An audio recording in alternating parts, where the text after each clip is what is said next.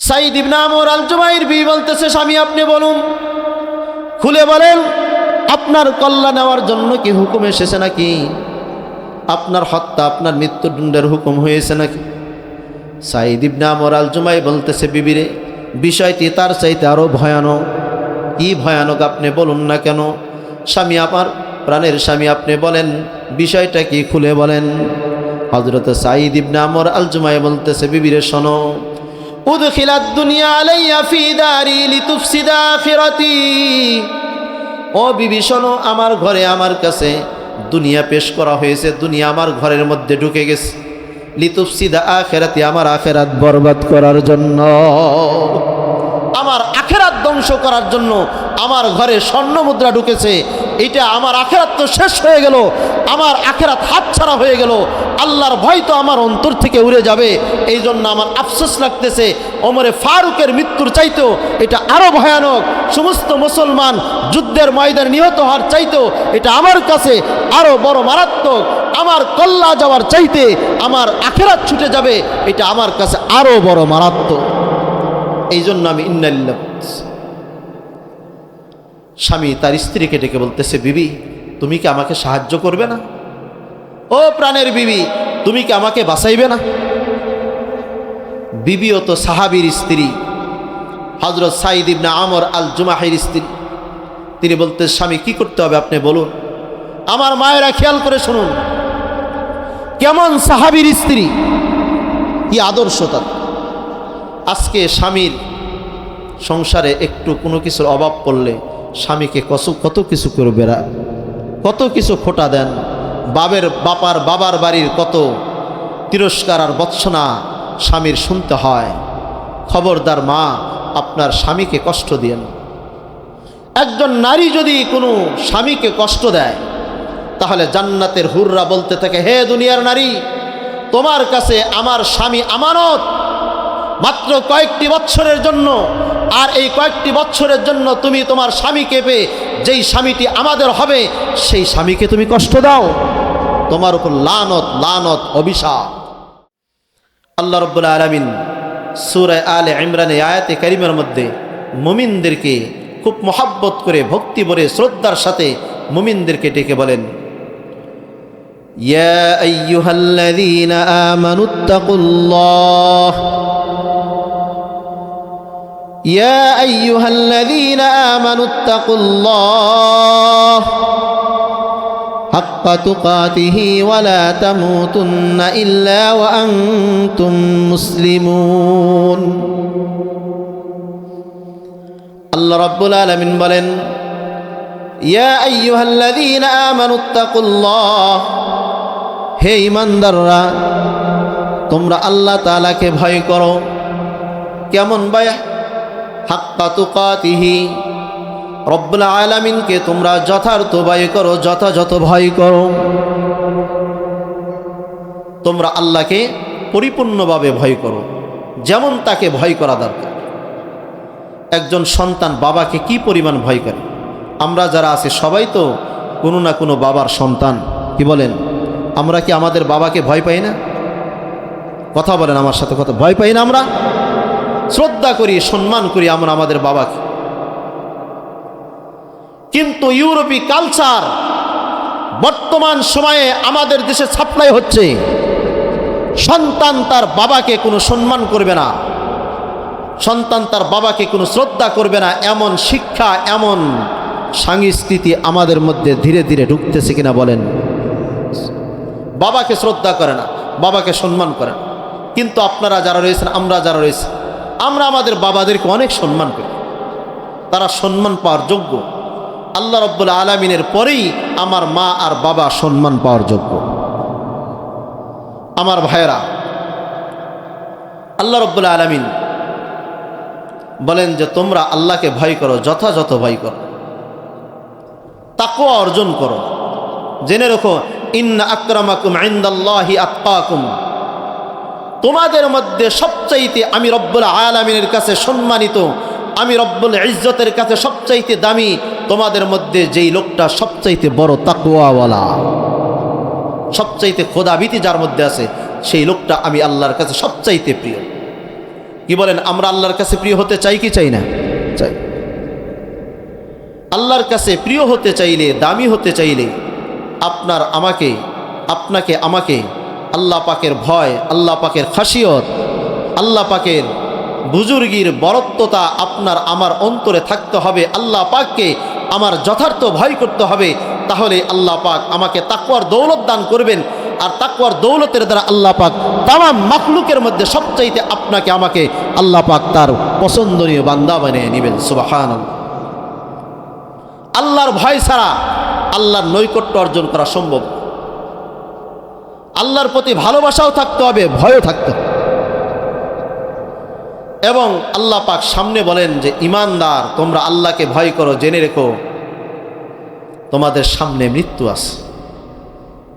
ওয়ালা তামুতুন্না ইল্লা ওয়া আনতুম মুসলিমুন, তোমরা মৃত্যুবরণ করবে, তোমাদের সামনে মৃত্যু আছে, তবে পরিপূর্ণ মুসলমান না হয়ে, পরিপূর্ণ তাকওয়া অর্জন না করে তোমরা মৃত্যুবরণ করো না। আল্লাহর ভয় আমাদের অন্তরে রাখতে। আমাদের অন্তরে আল্লাহর ভয় নাই, যার কারণে একজন আরেকজনের সম্পদ অন্যায়ভাবে আমরা গ্রাস করতেছি, একজন আরেকজনের উপর জুলুম করতেছি, একজন আরেকজনের উপর অন্যায় করতেছি, একজন আরেকজনের আইল ঠেলতেছি, একজন আরেকজনের জায়গা বেদখল দিচ্ছে, একজন আরেকজনের উপর অত্যাচার, জুলুম আর শোষণ চালাচ্ছি। একমাত্র কারণ আল্লাহ পাকের ভয় আপনার আমার অন্তরের মধ্যে নাই। বলেন ঠিক না বেঠিক? আল্লাহর ভয় যদি থাকতো তাহলে কলমের খোসায় লক্ষ লক্ষ টাকা এই দেশ থেকে পাচার করে বাহিরে পাঠাইতো না। আল্লাহর ভয় নাই, যার কারণে আলেম ওলামাদের বিরুদ্ধে কথা বলতেও, কোরআন হাদিসের বিরুদ্ধে কথা বলতেও তাদের অন্তর কাঁপে না। আল্লাহর ভয় থাকলে তৌহিদি জনতাকে, কোরআন হাদিস ওয়ালাদেরকে, কোরআন হাদিস মাদ্রাসা মসজিদকে শ্রদ্ধা আর ভক্তি করত। আজকে বড়ই অভাব, তাকওয়া আল্লাহর ভয়ের অভাব। অথচ সাহাবা আজমাইন আমাদের সামনে নমুনা। তাদের অন্তরে আল্লাহ পাকের কি পরিমাণ ভয় ছিল, তারা কেমন ভয় করতেন। হযরতে সাঈদ ইবনে আমর আল জুমাহি পয়গম্বরের একজন সাহাবী। তিনি বদর যুদ্ধের, ইসলামের প্রথম যুদ্ধ হয়েছে কোনটি? বদর যুদ্ধ। যেই বদর যুদ্ধে মুসলমানদের সংখ্যা ছিল মাত্র 313 জন আর কাফেরদের সংখ্যা ছিল 1000। কিন্তু আল্লাহ পাক মুমিনদের অন্তরে তাকওয়া আর ভয়ের বদৌলতে মাত্র 313 জন 1000 কাফের সৈন্য, অস্ত্র সজ্জিত সৈন্যের উপর আল্লাহ পাক বিজয় দান করেছেন তাকওয়ার দৌলতে। তাকওয়ার করে এই পিছনে কথা হচ্ছে, কেউ কথা না বলে। তাকওয়ার বদৌলতে আল্লাহ পাক তাদের হাতে বিজয় দান করেছেন। এখনো যদি মুমিন তাকওয়ার দৌলত নিয়ে সামনে আগায়, আল্লাহ পাক তাদের হাতে আবার তামাম দুনিয়ার রাজত্ব তুলে দিবে। মুমিনের অন্তরে আল্লাহর ভয় নাই, এই জন্য মাঝে মাঝেই তাদের রাজ্যগুলো হাতছাড়া হয়ে যায়। আল্লাহ পাক তাদেরকে জমিনের ওয়ারিস দান করবে যদি তাদের অন্তরে তাকওয়া থাকে। হযরতে সাঈদ ইবনে আমের আল জুমাহি বদর যুদ্ধে শরীক হতে পারেন নাই। এরপরে তিনি ইসলাম কবুল করেছেন। খাইবার যুদ্ধে নবীদের সাথে আরও অনেকটি যুদ্ধে আমার পয়গম্বরের সাথে শরীক হয়েছেন হযরত সাঈদ ইবনে আমর আল জুমাহি। দিলটা বড়, আল্লাহর জন্য পাগল ছিল, আল্লাহর ভয়ে সবসময় কাতর থাকতেন। হুজুরে পাক সাল্লাল্লাহু আলাইহি সাল্লাম দুনিয়ার থেকে চলে গেলেন। হযরত ওমরে ফারুক পিছনে কথা বলে গেলেন। হযরতে আবু বকর সিদ্দিকের খেলাফত কাল আসলো, তিনিও চলে গেলেন। হযরত ওমরে ফারুকের খেলাফত কাল আসলো। হযরত ওমরে ফারুকের খেলাফতের সময় হযরতে সাঈদ ইবনে আমর আল জুমাহি, অর্ধ জাহানের বাদশাহ হযরতে ওমরে ফারুক, শুধু এই বাংলাদেশের মতো ছোট্ট একটা রাজ্যের ক্ষমতাধর ব্যক্তি নয়, তামাম দুনিয়ার অর্ধ জাহানের বাদশাহ হলেন হযরতে খলিফা ওমরে ফারুক রাদিয়াল্লাহু তাআলা। ওমরে ফারুক রাদিয়াল্লাহু তাআলাকে হযরতে সাঈদ ইবনে আমের আল জুমাহি বলতেছে, ইয়া ওমর, উসিকা আন তাখশাল্লাহ ফিন নাস ওয়ালা তাখশান নাস ফিল্লাহ। হে ওমর, তোমাকে আমি একটা কথা বলি, তুমি মানুষের হকের ব্যাপারে আল্লাহকে ভয় করো, আল্লাহর হকের ব্যাপারে মানুষকে ভয় করো না। তার মানে মানুষের যা হক তুমি যথার্থভাবে আদায় করো, এই ব্যাপারে তুমি তোমার আল্লাহকে ভয় করো।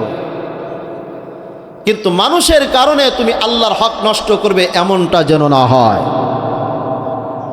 ও আল্লাহ ইউখালিফুল কাওলা ফি'লাকা, আর একটা কথা জেনে রেখো, তোমার কথা এবং কাজে যেন মিল থাকে, তোমার কথা যেন কাজের বিপরীত না হয়। জেনে রেখো, ফাইন্না খাইরাল কাউলি মা সাদ্দাকাহুল ফি'ল, উত্তম কথা তো সেটাই যেটা তোমার কাজ তোমার কথাকে সত্যায়ন করে সমর্থন দেয়। আরো শোনো ওমর, ওয়ালা তাখাফ ফিল্লাহি লাউমাতা লাইম, তুমি আল্লাহ তাআলার হকের ব্যাপারে কোনো তিরস্কারকারীর তিরস্কারকে, কোনো বৎসনাকারীর বৎসনাকে তুমি আল্লাহর ব্যাপারে ভয় পেও না। হযরত ওমরে ফারুক কথাগুলো শুনলেন, মনে মনে চিন্তা করলেন, আমি হলাম অর্ধজাহানের বাদশাহ, খলিফা, আমিরুল মুমিনিন, খলিফাতুল মুসলিমিন, আর আমাকে আমার দেশের আমার একটা সাধারণ নাগরিক আমাকে এত বড় কথা বলল। চিন্তা করলেন, আমি বড় ধন্য খলিফা, আমার দেশের একটা শাসককে একটা প্রজা এত বড় একটা নসিহত আর উপদেশ দিতে পারে, নিশ্চয় আমি ওমর বড় ধন্য যে আমার প্রজা আমাকে উপদেশ দেয়। এমন প্রজা যদি থাকে তাহলে আমার পদস্খলন হওয়ার কোনো সম্ভাবনা নাই, আমি আল্লাহর হককে যথার্থভাবে আদায় করতে পারবো। আমি আল্লাহর কাছে বড় শুকরিয়া আদায় করি আমার এমন প্রজাকে পেয়ে। আপনাদের কাছে আমি জানতে চাই, একজন শাসক হলে কি প্রজারা তাকে উপদেশ দিতে পারে কি পারে না? জোরে বলেন। পারে। ইমাম সাহেব যদি ভুল করে তাহলে আপনারা মুক্তাদি ইমাম সাহেবকে লোকমা দেন না? দেন না। ইমাম সাহেব যদি ঘাটতারামি করে যদি লোকমা গ্রহণ না করে নামাজের মধ্যে চলতে থাকে, নামাজ কি হবে? হবে না। শেষে ইমাম সাহেবের কি হবে? চাকরি চলে যাবে। ভাই বলে দিছে, চাকরি চলে যাবে।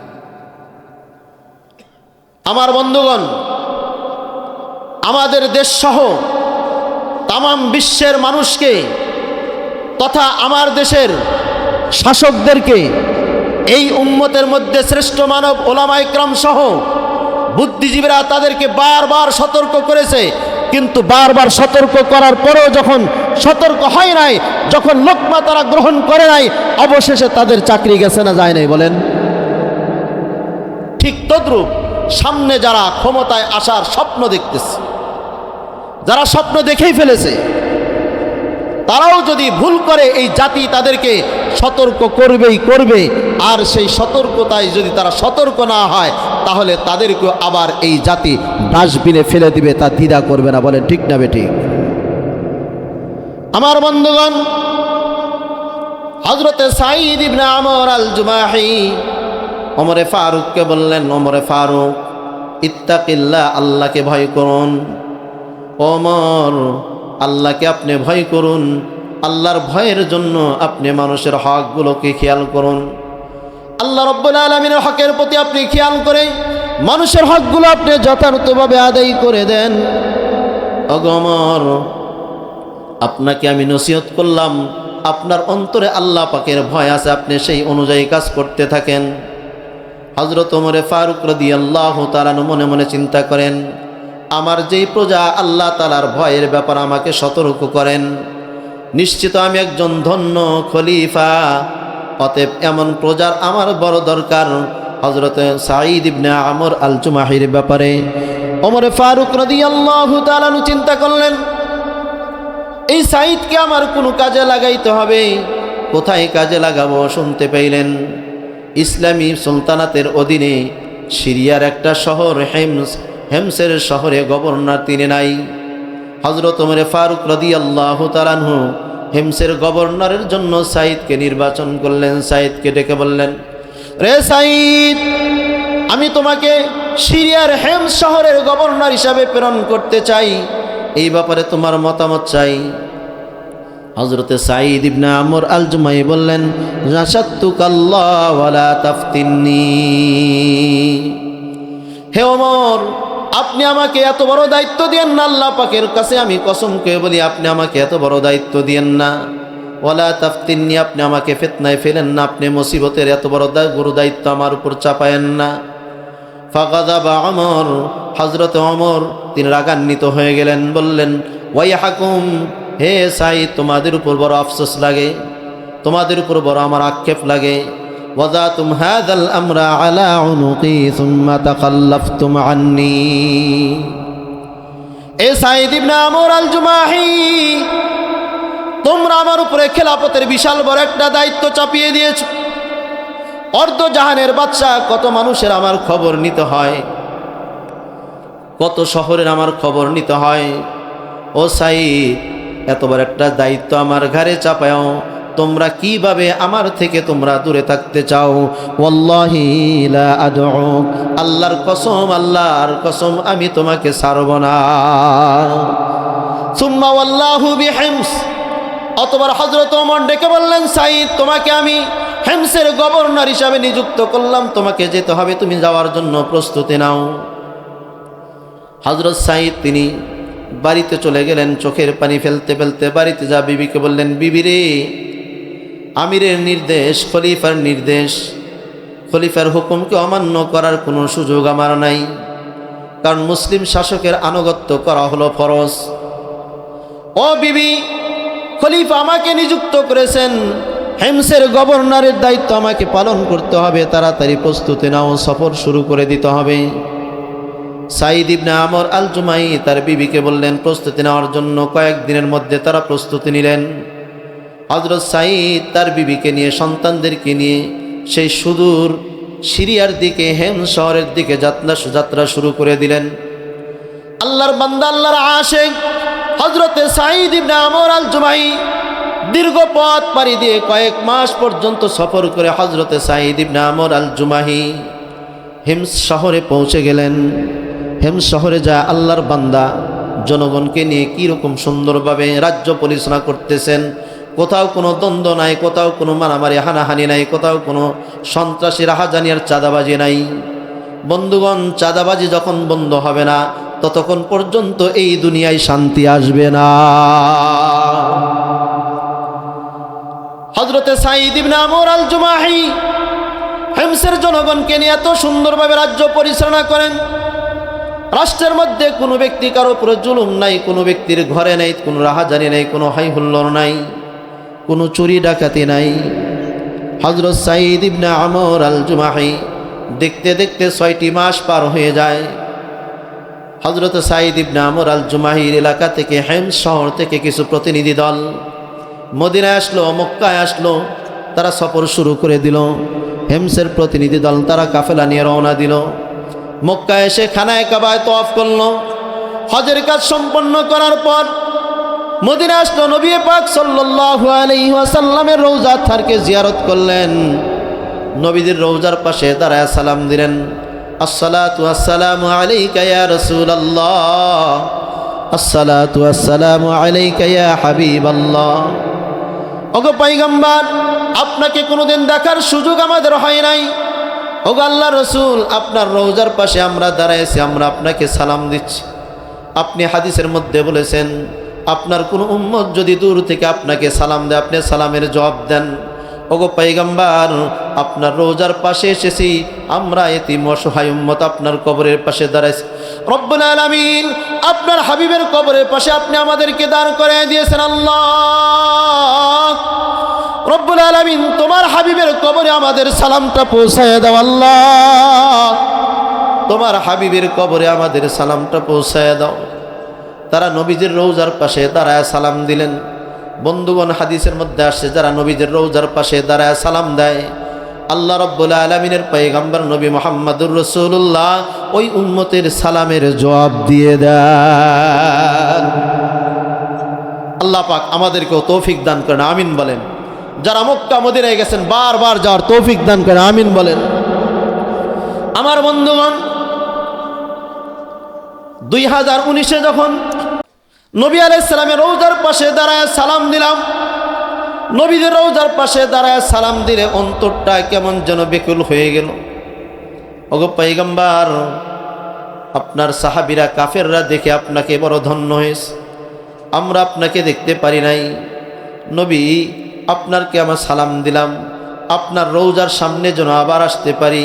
আল্লাহ পাক যেন আমাদেরকে আপনার আশেক উম্মতদের মতো আমাদেরকে বানায় যেন আবার আসার তৌফিক দান করেন, জোরে বলেন আমিন। পয়গম্বরকে সালাম দিলেন। সেই হিমসের প্রতিনিধি দল ওমরে ফারুকের সাথে সাক্ষাৎ করলেন। ওমরে ফারুক তাদের সাথে হাল হাকিকত জিজ্ঞাসা করে হেমসের মানুষদের খবর নিলেন। হযরত ওমরে ফারুক হেমসের প্রতিনিধিদেরকে বললেন, ও হেমসের বন্ধুগণ, বলো তোমাদের হেমসের লোকজনের কি অবস্থা, আমাকে জানাও। হেমসের প্রতিনিধি দল হযরত ওমরে ফারুককে জানায় দিলেন, আমিরুল মুমিনিন, আপনার সাথে আমরা সাক্ষাতের জন্য এসেছি। আমরা বড় ধন্য, অর্ধজাহানের বাদশা, আপনি খলিফা, আপনার সাথে সাক্ষাতের জন্য এসেছি। আপনি কি বলবেন আমাদেরকে বলুন। বলে, বন্ধুগণ তোমরা বলো তোমাদের হেমসের কি অবস্থা, হেমসের কি অবস্থা আমাকে জানাও। সমস্ত ঘটনাগুলো দীর্ঘক্ষণ পর্যন্ত আলোচনা করলেন। এবার হযরত ওমর ফারুক বললেন, হেমসের একটা গুরাবাদের একটা তালিকা, একটা দরিদ্রদের ফকিরদের একটা তালিকা, একটা লিস্টি আমার কাছে পেশ করো। হেমসের প্রতিনিধি দল তারা পরামর্শ বসলেন। পরামর্শ বসে একটা তালিকা তৈরি করলেন, লম্বা একটা তালিকা। সেই তালিকার মধ্যে অনেকগুলো নাম লেখা। সমস্ত নামগুলো খলিফা শুরু থেকে শেষ পর্যন্ত পড়লেন। পড়ার পরে একটা নাম উপরের দিকে, বারবার চোখ সেই দিকে যায়। হযরত ওমর ফারুক হেমসের লোকদেরকে ডেকে বললেন, ও হেমসের বন্ধুগণ, বলো আমার এই লিস্টির মধ্যে প্রথম দিকে যে নাম দেখা যায় সাঈদ ইবনে আমর, মান সাঈদ ইবনে আমর, কে সাঈদ ইবনে আমর, কে সাঈদ ইবনে আমর বলো। হেমসের লোকেরা বলল, ওগো খলিফাতুল মুসলিমিন, এই লোকটি সেই সাঈদ ইবনে আমর, সেই যেই সাঈদ ইবনে আমরকে আপনি হেমসের গভর্নর বানায় পাঠিয়ে দিয়েছেন। ওগো খলিফাতুল মুসলিমিন, ইনি হলেন সেই সাঈদ ইবনে আমর, যিনি আমাদের হেমসের গভর্নর। দরিদ্রদের মধ্যে উপরের দিকে তার নাম, তিনি হলেন আমাদের সেই গভর্নর। হযরত ওমর ফারুক নামটা দেখে চোখের পানি ঠিক রাখতে পারলেন না। বাল্লাত খাদ্দাহু বিদুমুহি, তিনি তার চোখের পানি দিয়ে নিজের গাল দাড়ি ভিজে ফেললেন। আর বললেন, সাঈদ, তুমি আল্লাহর জন্য তুমি আখিরাতের ভয়ে সব ছেড়ে দিয়েছো।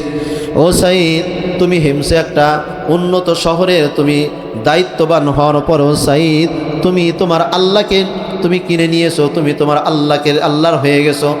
রব্বুল আলামিনের তাকওয়ার ভয় তোমার অন্তরের মধ্যে অর্জন করেছো সাঈদ। ও সাঈদ, তোমার মতো একজন শাসক পেয়ে, একজন গভর্নর পেয়ে আমি খলিফা অবশ্যই ধন্য রে সাঈদ, অবশ্যই আমি বড় ধন্য। ও সাঈদ, তোমার এই দুরবস্থা তুমি আমাকে কেন জানাও নাই? সাথে সাথে হযরত ওমর ফারুক রাষ্ট্রদূতকে তলব করলেন। রাষ্ট্রদূতকে বললেন, কোথায় আছো আমার রাষ্ট্রদূত, যাও আমার সাঈদের জন্য আমি আমার ব্যক্তিগত তহবিল থেকে 1000 স্বর্ণ মুদ্রা দিয়ে দিলাম, তুমি সাঈদকে দিয়ে আসো। 1000 স্বর্ণ মুদ্রা দিলাম, এটা তুমি সাঈদকে দিয়ে আসো। আমার পক্ষ থেকে সাঈদের প্রয়োজন, ফাসাদ্দা হাজাতাহু, যেন সে তার প্রয়োজন মিটায়, তুমি তাকে 1000 স্বর্ণ মুদ্রা দিয়ে আসো। আমার বন্ধুগণ, সেই সময়ের 1000 স্বর্ণ মুদ্রা কি বলেন কত টাকা হইতে পারে? কোটি কোটি কোটি কোটি টাকা হতে পারে। এতগুলো টাকা পাইলেন, খুশি হওয়ার কথা, কি বলেন? খুশি হওয়ার কথা না? আপনি যদি পান, আমি যদি পাই, খুশির শেষ থাকবে না। কি পরিমাণ যে খুশি হব। কিন্তু আল্লাহর ভয়, তাকওয়া যার অন্তরের মধ্যে আছে, তার অবস্থাটা দেখেন। হযরত সাঈদ ইবনে আমর আল জুমাহি 1000 স্বর্ণ মুদ্রা থলেটা হাতে নিলেন। নেওয়ার পরে দূরে সরায়া দিয়া বললেন, ইন্না লিল্লাহি ওয়া ইন্না ইলাইহি রাজিউন, ইন্না লিল্লাহি ওয়া ইন্না ইলাইহি রাজিউন, ইন্না লিল্লাহি ওয়া ইন্না ইলাইহি রাজিউন। দরবারের সমস্ত লোকজন হতভম্ব হয়ে গেল। এ সাঈদ ইবনে আমর আল জুমাহি, তোমার কি থেকে কি হয়ে গেল? তুমি কেন ইন্না লিল্লাহ পড়ো? বন্ধুগণ, টাকা পেয়েছে খুশি হবে, আলহামদুলিল্লাহ বলবে। কিন্তু সাঈদ ইন্না লিল্লাহ পরে যেটা আমরা মুসিবতের সময় বলে থাকি, কেন সাঈদ ইন্না লিল্লাহ পরে? আমরা তো খুশি হতাম, আমরা খুশি হয়ে টাকাগুলো বিবির কাছে দিতাম, বিবি তো আরও খুশি হতো। কি বলেন? মায়ের জাতি টাকা পাইলে তারা আরও বেশি খুশি হতো, অলঙ্কার আদি কিনতো। আপনার কথা কি বলবো, আমার কথা যদি বিবিকে যদি বলতাম, বিবি বলতো মানুষকে দেওয়া লাগবে না, টাকাগুলো আসছে আমানত, অনেক কিছু কেনা দরকার। কি বলেন? তারা খুশি হয়ে যাইত। হযরত সাঈদ ইবনে আমর আল জুমাহির বিবি অন্দরমহল থেকে হাবাত জাওজাত, তার বিবি অস্থির হয়ে গেছে। কি হলো আমার স্বামীর? আমার স্বামী কেন ইন্না লিল্লাহ পরে? কি হয়েছে? হযরতে সাঈদ ইবনে আমরকে বিবি ভিতরে ডাক দিলেন, বললেন, স্বামী আমার কি হয়েছে? আপনার ইন্না লিল্লাহ পড়েন কেন? আপনি কেন ইন্না লিল্লাহ পড়েন? হযরতে সাঈদ বলতেছে, বিবিরে শোনো, ইন্না লিল্লাহ পড়তেছি তার কারণ আছে। বলে, আকুতিলা ওমর, হযরত ওমর কি ইন্তেকাল করেছেন নাকি? মদিনা থেকে রাষ্ট্রদূত এসেছে, দুঃসংবাদ নিয়ে এসেছে নাকি ওমর ইন্তেকাল করেছেন, খলিফা ইন্তেকাল করেছেন। সাঈদ ইবনে আমর আল জুমাহি বলেন, বাল আযামু মিন যালিক, বিবিরে এর চাইতে আরো বড় ভয়ানক, আরো মারাত্মক কিছু হয়েছে। হযরতে সাঈদ ইবনে আমর বলতেছে, বিবি এর চাইতে আরো বড় কিছু হয়েছে। বিবি বলতেছে, আকুতিলাল মুসলিমুনা ফিল মারিকা, ওগো স্বামী আমার, মুসলমানদের বৃহৎ একটা অংশ কোনো যুদ্ধের ময়দানে মারা গেছে নাকি, শহীদ হয়েছে নাকি? আপনি ইন্না লিল্লাহ পড়েন কেন বারবার? খুলে বলুন না কি হয়েছে। আমর সাঈদ ইবনে আমর আল জুমাহি বলতেছে, বিবিরে শোনো, বাল হুয়া আযামু মিন যালিক, বরং তার চাইতে আরো বড় ভয়ানক বিষয়টি, এর চাইতে আরো মারাত্মক।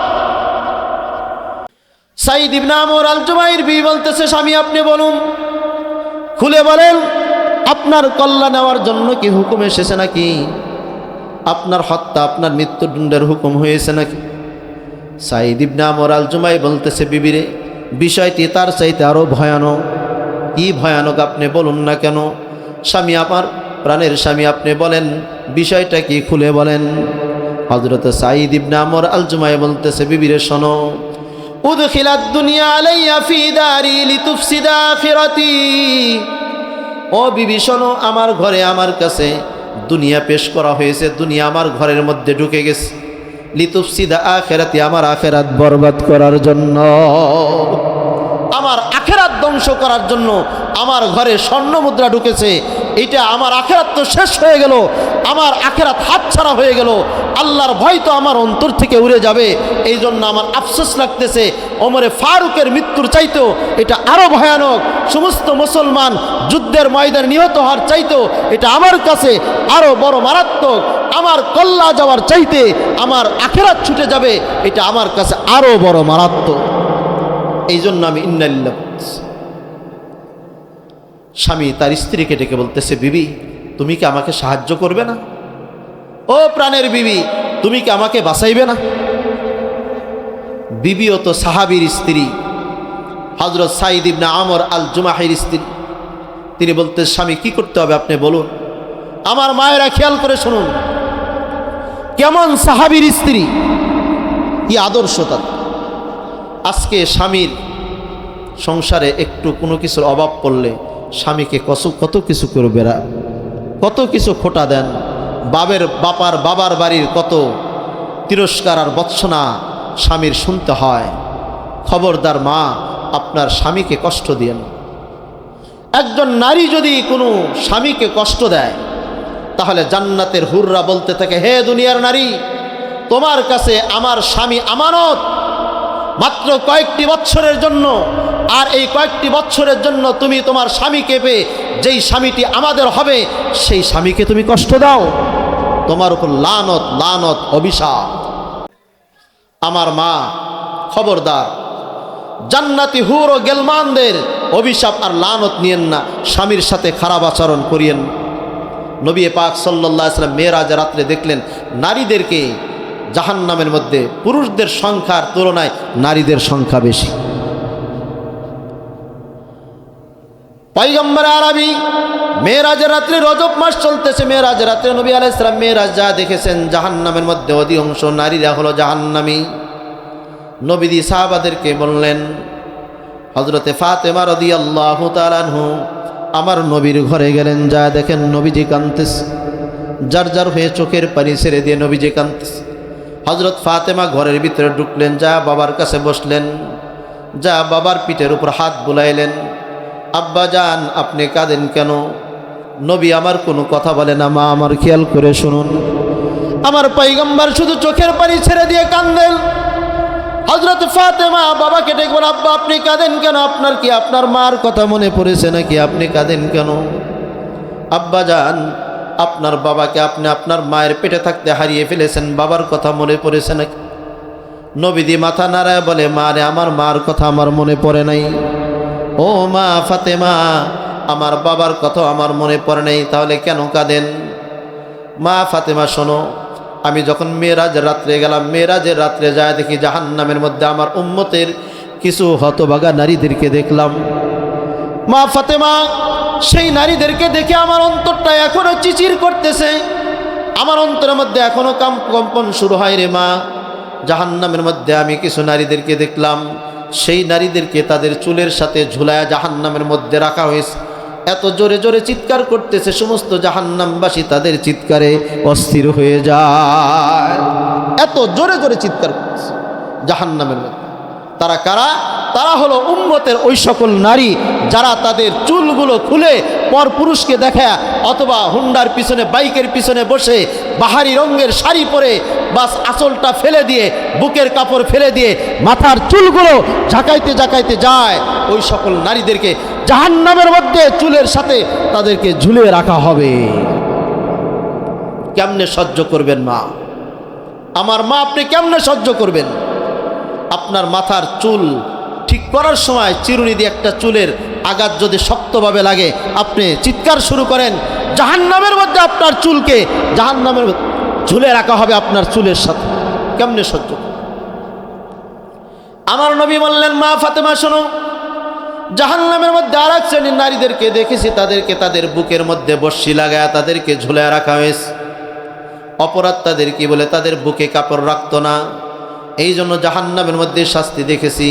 ওই ভয়ানক দৃশ্য দেখে আমার এখনো সহ্য হয় না। ও মা ফাতেমা, এই জন্য আমি কাঁদতেছি। আমার মায়েরা খেয়াল করে শুনুন, স্বামীর সাথে খারাপ ব্যবহার করিয়েন না। স্বামী, নবী আলাইহিস সালাম হাদিসের মধ্যে নবীজি বলেছেন, যেই নারী তার স্বামীর খেদমত করে, 5 ওয়াক্ত নামাজ পড়ে এবং সে রমজানের রোজা রাখে, নিজের সতীত্বের হেফাজত করে, স্বামীর সম্পদের হেফাজত করে, আল্লাহ রাব্বুল আলামিন কিয়ামতের দিন বলবেন, যাও তোমার জন্য জান্নাতের 8টা দরজা খুলে দিলাম, যে দরজা দিয়ে চাও তুমি সেই দরজা দিয়ে প্রবেশ করো। আল্লাহু আকবার বলেন। যেখান দিয়ে চাও তুমি সেই জান্নাতেই প্রবেশ করতে পারবে, যদি নারী এই কয়েকটা কাজ করে।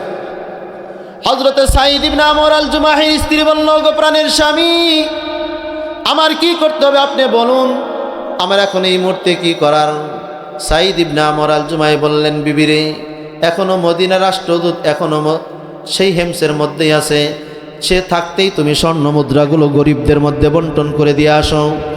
সাঈদ ইবনে আমর আল জুমাহির স্ত্রী 1000 স্বর্ণ মুদ্রাগুলো নিয়ে সাথে সাথে এলাকার মধ্যে ছড়ে পড়লেন, হেমসের গরিবদেরকে দান করে দিলেন।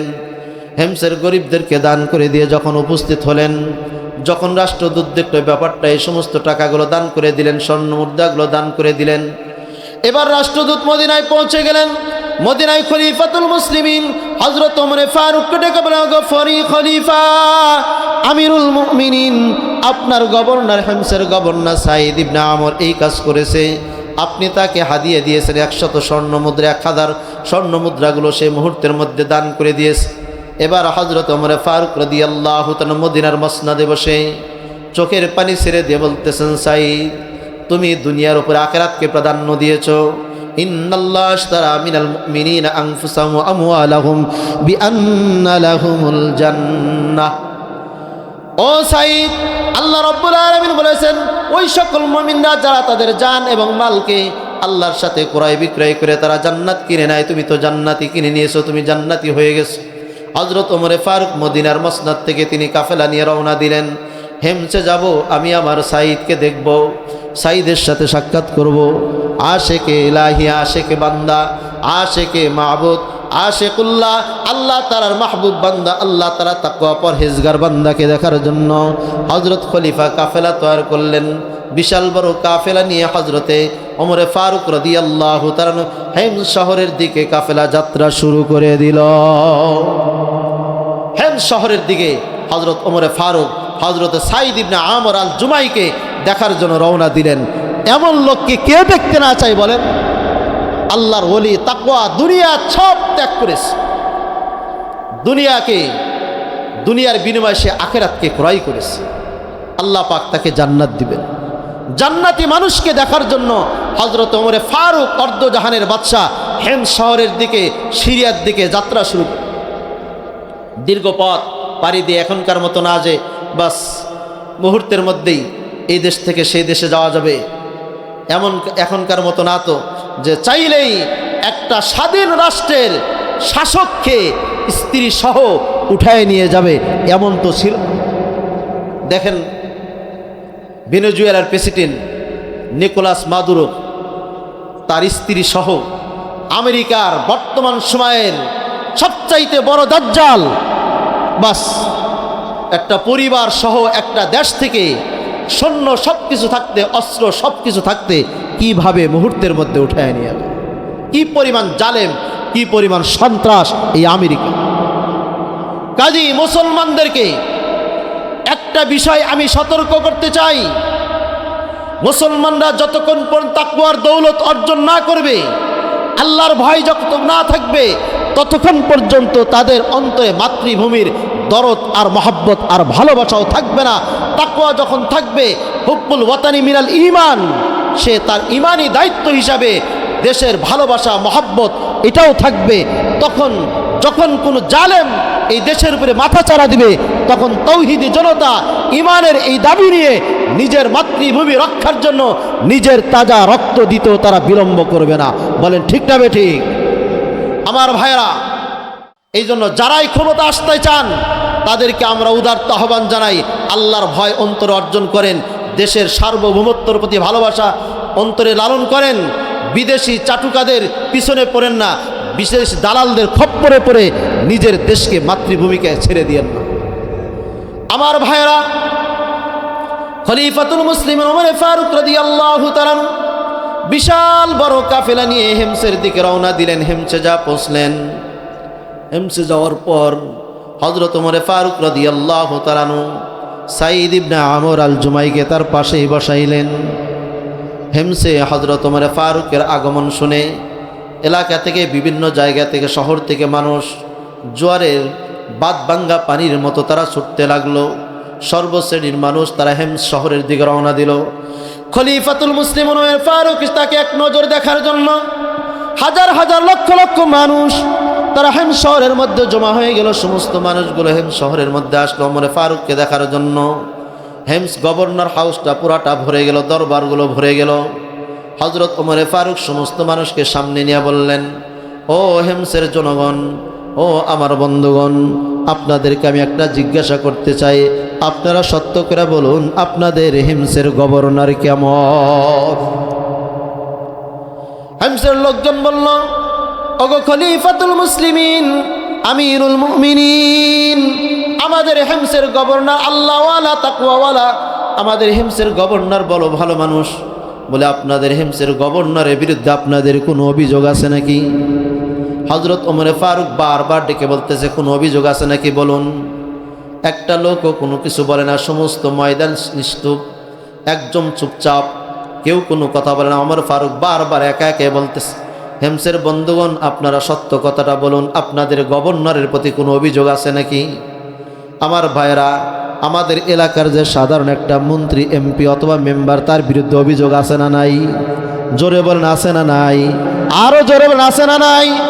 একজন পাতি নেতা, তার বিরুদ্ধে হাজারো অভিযোগ, আর যদি মেম্বার হয় তার উপরে আরো বেশি অভিযোগ, আর যদি এমপি হয় তার উপরে অভিযোগ, আর যদি মন্ত্রী হয় তার উপরে আরো বেশি অভিযোগ, এরপরে যদি প্রধানমন্ত্রী হয় তার উপরে আরো বড় অভিযোগ। বলেন ঠিক না বেঠিক? শেষ পর্যন্ত কি করবে? নিজের গদি থিয়া পলায়। ভাইরা আমার, নিজের গদি থেকে যেন পলাইতে না হয়, সেইভাবে যারা রাষ্ট্রে আসবেন সাবধান হয়ে আসেন। আসেন আমরা আপনাদেরকে স্বাগত জানাই, আপনাদেরকে ধন্যবাদ জানাই, কোনো আফসোস নাই, রাজত্ব আপনারাই করেন, কিন্তু জনগণের হক সঠিকভাবে আদায় করিয়েন। আর যদি জনগণের হক সঠিকভাবে আদায় না করেন তাহলে পিঠের চামড়া থাকবে না। ঠিক বলেন, ঠিক না বেটি? জোরে বলেন। চামড়া রাখবে না।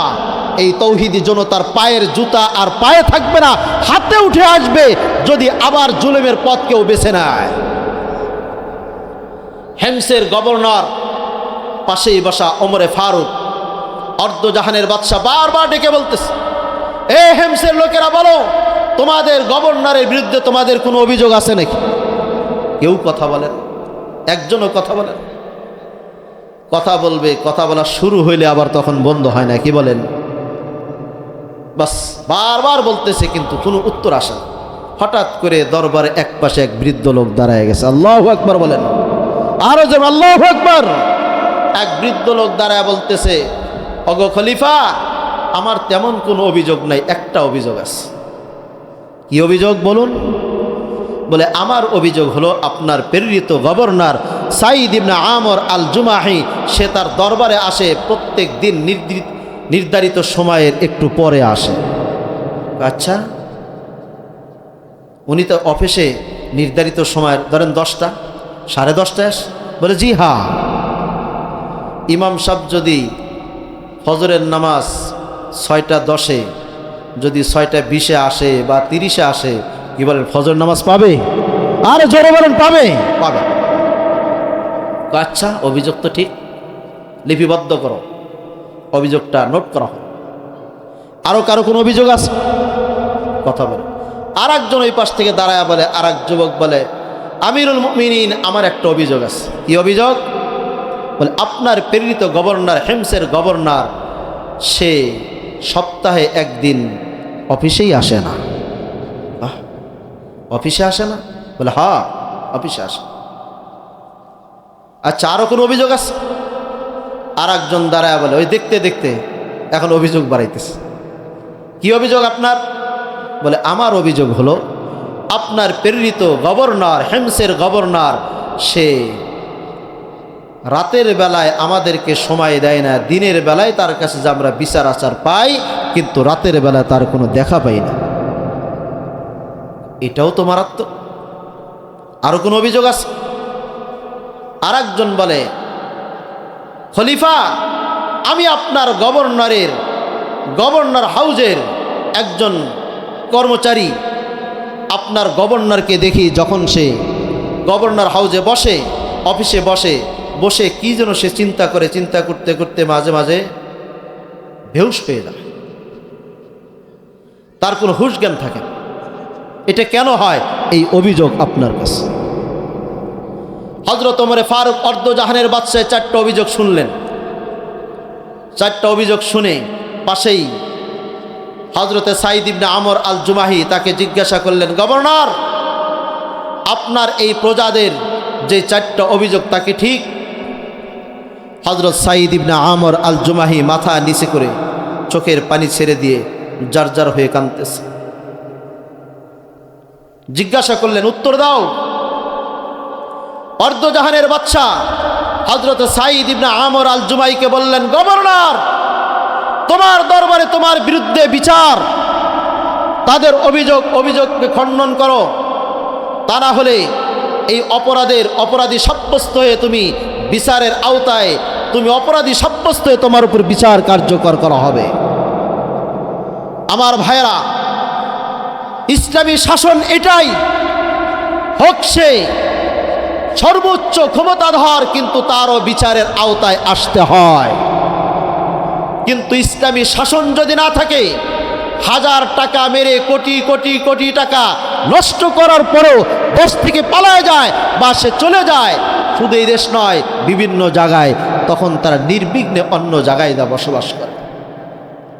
কিন্তু ইসলামী শাসন, তুমি শাসক হতে পারো, কিন্তু তোমার রেহাই নাই, তোমার বিচারের আওতায় তোমাকে আসতেই হবে, আসামির কাঠগড়ায় তোমাকে দাঁড়াইতে হবে। হযরত ওমর ফারুক বললেন, ও সাঈদ ইবনে আমর আল জুমাহি, তোমার বিরুদ্ধে উত্থাপিত 4টা প্রশ্নের উত্তর তুমি দাও।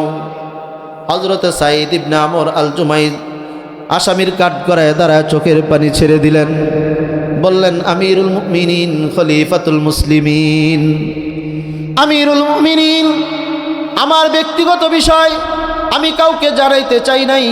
ওগো খলিফা, আমার ব্যক্তিগত বিষয়, আমার পারিবারিক বিষয় আমি কাউকে জানাইতে চাই নাই। কি তোমার পারিবারিক বিষয় বলো না কেন? বলে, আমার বিরুদ্ধে প্রথম প্রশ্ন হলো আমি কেন অফিসে দেরি করে আসি। ওগো আমিরুল মুমিনিন, আমার ঘরের কোনো কাজের লোক নাই, আমার বিবি বড় অসুস্থ। বন্ধুগণ যারা এখানে আছেন, আমার যুবক ভাইয়েরা যারা বিবাহ শাদী করেছেন, অথবা আমার বাবাজিরা যারা রয়েছেন, আমার প্রাণের যুবক ভাইয়েরা রয়েছেন, খেয়াল করে শুনুন, বিবি অসুস্থ থাকতে পারে, সে তো আল্লাহর বান্দি।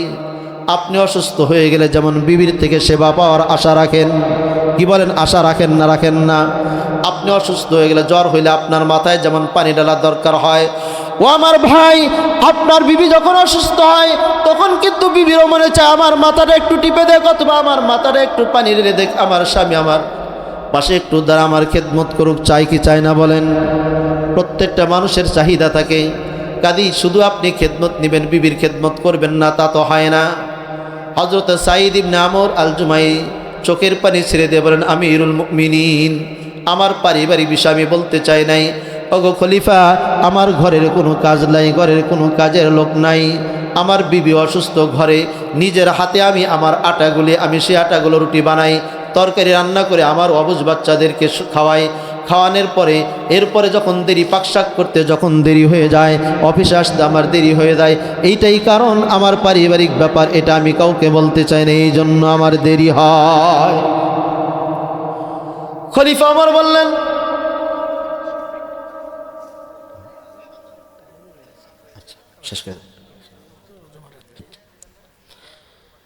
হযরত ওমর ফারুক বললেন, ও হেমসের লোকজন শোনো, তোমাদের খলিফার বিরুদ্ধে তোমাদের যেই অভিযোগ ছিল সেই অভিযোগকে নাকচ করে দেওয়া হলো। তার কারণ, তোমরা তো অনেক হেমসের নেতৃবর্গ লোক রয়েছে, তোমাদের ঘরে কত কাজের লোক রয়েছে, কিন্তু তোমাদের গভর্নর, তার ঘরে কোনো কাজের লোক নাই, ঘরের কাজ সে নিজে নিজেই করে।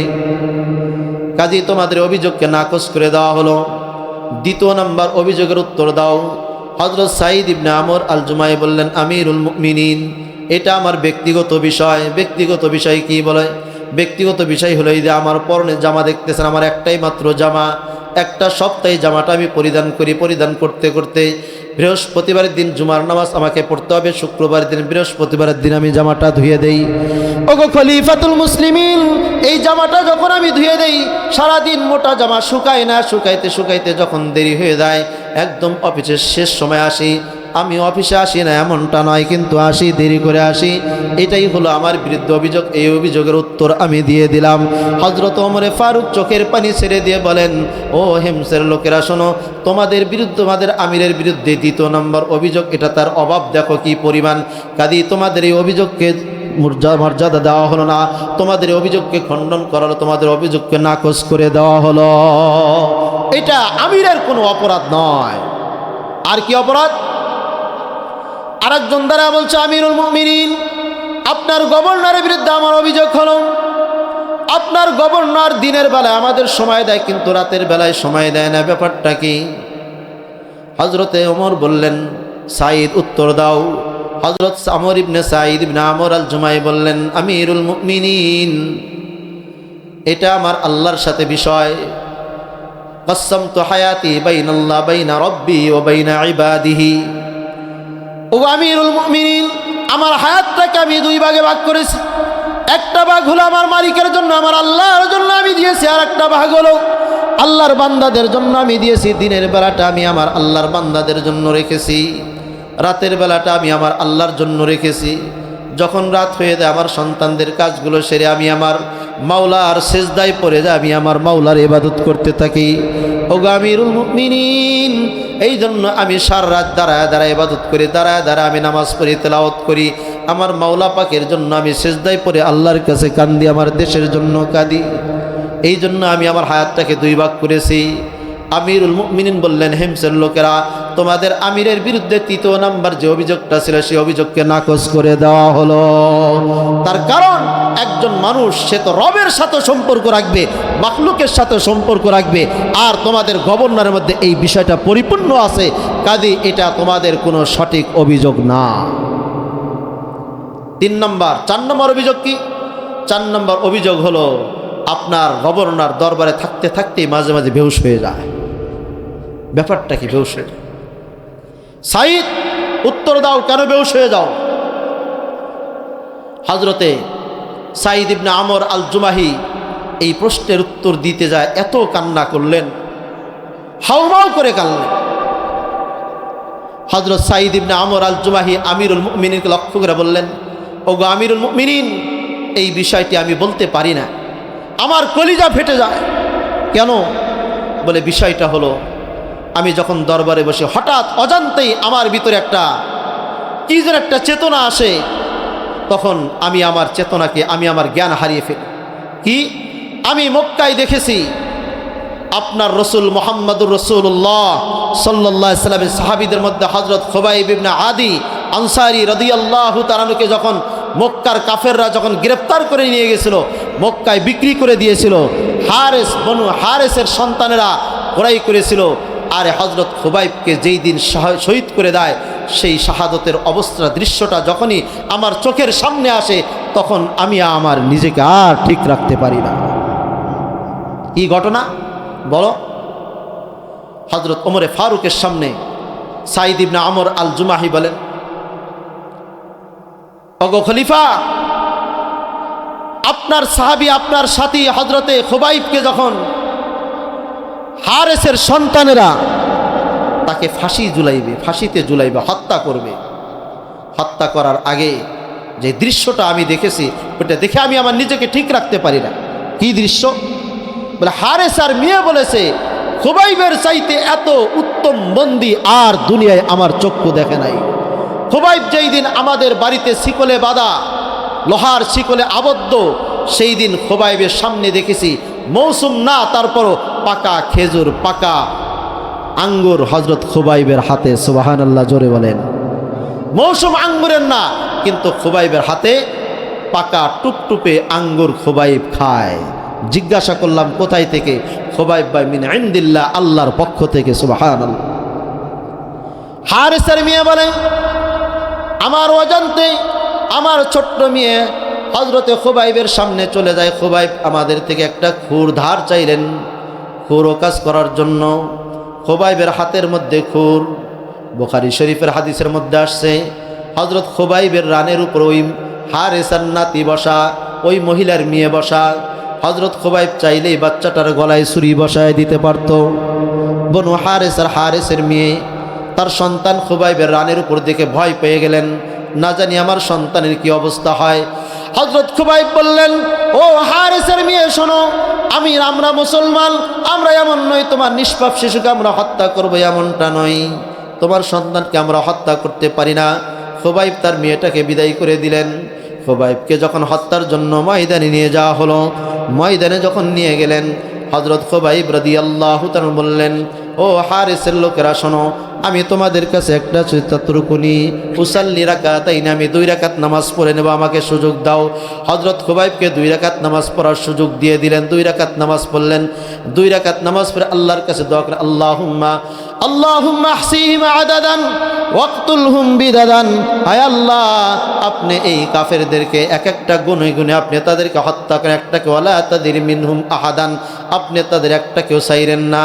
এরপরে তিনি যখন ফাঁসির মঞ্চে দাঁড়াইলেন, ফাঁসির মঞ্চে দাঁড়ানোর পর খুবাইবের সামনে যখন হারেসের সন্তান হাজির হলো তাকে হত্যা করার জন্য, হযরতে খুবাইবের এক একটা অঙ্গকে যখন শরীর থেকে আলাদা করে দেয়, শরীর থেকে রক্তের ফিঙ্কিগুলো বের হয়, হযরত খুবাইবের হাত থেকে রক্তগুলো বের হয়, আবার কখনো কান কেটে দেয়, কান থেকে রক্তগুলো বের হয়। হযরত খুবাইবকে এই সময় হারেসের সন্তান বলল, খুবাইব তুমি বলো, তোমার ওই জায়গায় যদি মুহাম্মদকে রাখা হয় আর তোমাকে যদি ছেড়ে দেওয়া হয়, তাহলে তুমি রাজি আছো কিনা? হযরত খুবাইব একটা চিৎকার দিয়ে বলে, মক্কার লোকেরা শোনো, আমি খুবাইব এখান থেকে ছাড়া পেয়ে যাব, আর আমার জায়গায় আমার মোহাম্মদের শৈলে একটা কাটা বিছিয়ে নেব, আমার নবীর একটু কষ্ট হবে, আমি মানি না, আমার জীবন যাইতে পারে যাক। হজরত খুবাইবের আর একটা হাত কেটে দেওয়া হলো, সেখান দিয়ে রক্ত বের হলো। হজরত খুবাইব বলতে লাস্তু আলাস্তু বালি, আমার কোনো পরোয়া নাই, আমি যে অবস্থায় মরি না কেন, যদি আমি আল্লাহর জন্য মরি তাহলে আমার কোনো ভয় নাই। হযরত সাঈদ ইবনে আমর আল জুমাহি বলে, ওই যে খুবাইবকে তারা নির্মমভাবে হত্যা করেছে, ওই দৃশ্যগুলো যখন আমার সামনে আসে তখন আমি হযরত সাঈদ, আমি সেটা স্মরণ করে আমি নিজেকে ঠিক রাখতে পারি না, আমি নিজে বেহুশ হয়ে পড়ে যাই। এই জন্য আমি মাসে একবার করে, মাসে মাঝে মাঝে আমি বেহুশ হয়ে পড়ে যাই। হযরত ওমরে ফারুক বললেন, ও হেমসের লোকেরা, তোমাদের আমিরের বিরুদ্ধে যেই প্রশ্নটা ছিল এটাও কোনো অপরাধ না, এটাও কোনো অপরাধ না। একজন আমির, সে একজন মুসলমানের শাহাদত সে দেখেছে, দেখে নিজেকে সহ্য করতে পারে না, আর সেই শাহাদতের দৃশ্যটা দেখেই হযরত সাঈদ ইবনে আমর আল জুমাহি ইসলাম কবুল করেছেন। কাজে ইসলামের জন্য তারা তাদের জান মাল সব কিছু উৎসর্গ করেছে। আমার বন্ধুগণ, আল্লাহ তাআলার দ্বীনের জন্য, আল্লাহ তাআলার ইসলামের জন্য, কোরআন ও হাদিস, মাদ্রাসা ও মসজিদের জন্য যারা তাদের জান ও মালকে উৎসর্গ করবে, আল্লাহ রাব্বুল আলামিন আয়াতে কারিমার মধ্যে বলেন, ইন্নাল্লাহা আশতারা মিনাল মুমিনিনা আনফুসাহুম ওয়া আমওয়ালাহুম বিআন্না লাহুমুল জান্নাহ। কে আছেন? আল্লাহ পাক বলেন, যারা তাদের জান ও মাল দিয়ে আল্লাহর সাথে একটা ক্রয় বিক্রয় করতে চায়, সেই ক্রয় বিক্রয় আর কিছু নয়, দুনিয়ার জান ও মালের দ্বারা। কে আছে জান্নাত পেতে চায়? আমরা কে আছে হাত তুলে দেখাই, আমরা আল্লাহর কাছে জান্নাতে হাত তুলে দেখাই। সবাই হাত তোলেন, নারায়ে তাকবীর, নারায়ে তাকবীর। দিন ইসলাম, দিন ইসলাম জিন্দাবাদ, জিন্দাবাদ, নারায়ে তাকবীর। হাত নামা। আল্লাহ পাকের জন্য আমরা কে আছি? ইনশাআল্লাহ জান্নাত লাভের জন্য আমাদের জান ও মালকে আমরা মাদ্রাসার পিছনে ব্যয় করব। রাজি আছি ইনশাআল্লাহ? আরো জোরে রাজি আছি ইনশাআল্লাহ? হলো না, জোর হলো না, আরো জোরে বলেন, আরো জোরে বলেন। মসজিদের পাশে থাকবেন তো ইনশাআল্লাহ? মসজিদের সাথে সহজেই থাকবেন তো ইনশাআল্লাহ? মাদ্রাসার তলবে ইলমকে দেখে মহব্বত করবেন তো? মনের ভিতরে তলবে ইলমকে দেখে মহব্বত নেবেন, ভালোবাসবেন। হাদিসের মধ্যে নবীজি বলেন, কুন আলিমান আও মুতাআল্লিমান আও মুঈনান আও মুহিব্বান ওয়ালা তাকুন খামিসান। নবীজি বলেন, তুমি আলেম হও, আলেম হতে পারো না, এই সময় চলে গেছে। আও মুতাআল্লিমান, ছাত্র হও। ছাত্র হওয়া যাবে না? বলেন, হওয়া যাবে না? যাবে না? কথা বলেন না কেন? হওয়া যাবে না? যাবে না? ছাত্র হওয়ার জন্য কি বয়স লাগে? বয়স লাগে। ছাত্র হওয়ার জন্য কোনো বয়স লাগে না। এই যে হযরত আছেন, তারপরে হাফেজ সাহেব হুজুর আছেন, মুফতি সাহেব হুজুর আছেন, ছাত্র হওয়ার জন্য কোনো বয়স লাগে। দাড়ি পাকা লোকটাও ছাত্র হতে পারে। হওয়া যাবে না ভাই? হওয়া যাবে না? যাবে। অপমান হবে না। যখন আপনি আমপারাটা নিয়ে, সেবারাটা নিয়ে, কায়দাটা নিয়ে ইমাম সাহেবের কাছে যাবেন, হাফেজ সাহেবের কাছে যাবেন, আমার আল্লাহ পাক খুশি হবে। জোরে বলেন সুবহানাল্লাহ। কি পরিমাণ খুশি হবেন? বুখারী একটা হাদিস শুনে আমি স্টেজ থেকে নামব, বুখারী শরীফ পড়াই, সে হাদিসটা শোনাব। কি পরিমাণ যে খুশি হবে এবং কি পরিমাণ যে আল্লাহর পক্ষ থেকে মেহেরবানি আপনার উপর হবে। আপনি যদি আগামীকালই যদি নিয়ত করেন ইনশাআল্লাহ হুজুরের কাছে এসে আমি আমার কায়দাটা নিয়ে, আমপারা নিয়ে আমি কোরআন শরীফ শিখব, কি মর্যাদা আল্লাহ পাক দান করবেন।